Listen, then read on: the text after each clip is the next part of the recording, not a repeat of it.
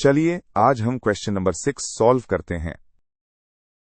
इस सवाल में हमसे सर्कल की एक प्रॉपर्टी के बारे में पूछा गया है। सवाल कहता है कि अगर सर्कल की एक आर्क यानी कॉस सेंटर पे 60 डिग्रीज का एंगल बनाती है तो उस आर्क से जुड़ी हुई कॉर्ड सेंटर पे कितना एंगल बनाएगी। हमें 4 ऑप्शंस दिए गए हैं 20, 40, 60 और 80 डिग्रीज। तो चलिए सॉल्यूशन स्टार्ट करते हैं।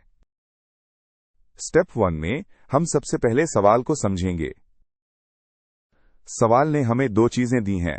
पहली कि हमारे पास एक सर्कल की आर्क है और दूसरी कि ये आर्क सर्कल के सेंटर पर 60 डिग्री का एंगल बनाती है। और हमसे पूछा गया है कि इस आर्क की कॉरस्पॉन्डिंग कॉर्ड सेंटर पर कितना एंगल बनाएगी। आप इसे ऐसे तसव्वुर कर सकते हैं कि एक सर्कल है जिसका सेंटर O है। इस सर्कल पर 2 पॉइंट्स हैं A और B जो एक आर्क बनाते हैं।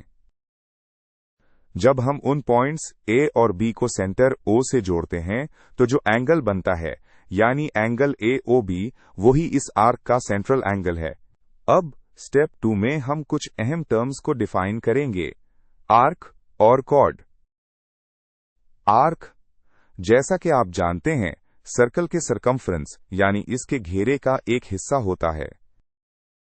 हमारे केस में ये A से B तक का कर्व है,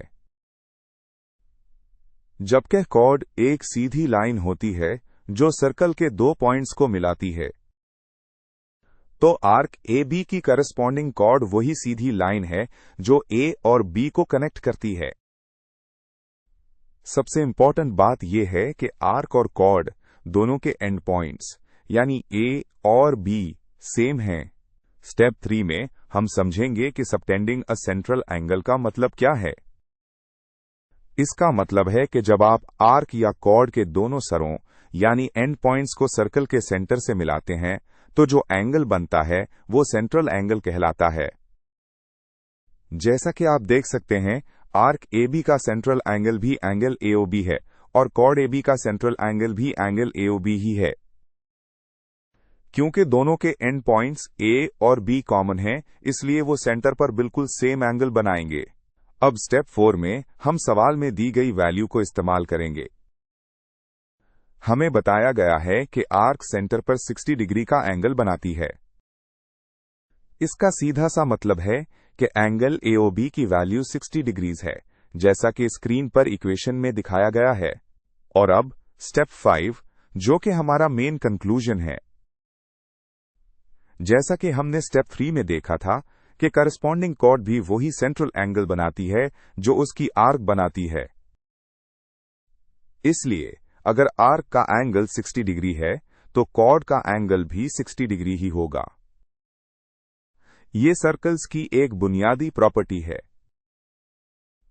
सेंट्रल एंगल सिर्फ एंड पॉइंट्स और सेंटर पर डिपेंड करता है, इस बात पर नहीं कि आप आर्क के रास्ते से जा रहे हैं या सीधी कॉर्ड के रास्ते से।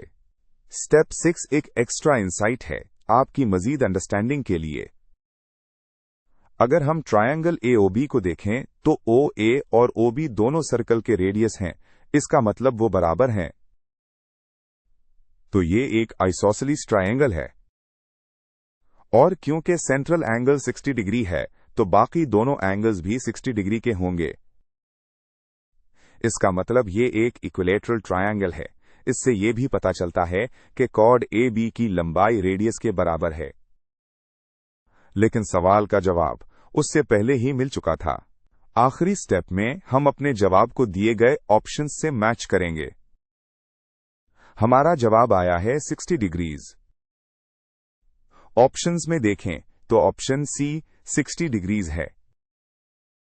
इसका मतलब हमारा जवाब बिल्कुल सही है। तो फाइनल रिजल्ट ये है कि कॉर्ड द्वारा बनाया गया सेंट्रल एंगल वही होता है जो आर्क द्वारा बनाया गया होता है, इसलिए एंगल 60 डिग्रीज है। सही ऑप्शन सही। ये कॉन्सेप्ट बहुत सिंपल है, बस याद रखना है कि अगर आर्क और इसकी करस्पॉन्डिंग कॉर्ड के एंड पॉइंट सेम हैं तो उनका सेंट्रल एंगल भी सेम होगा।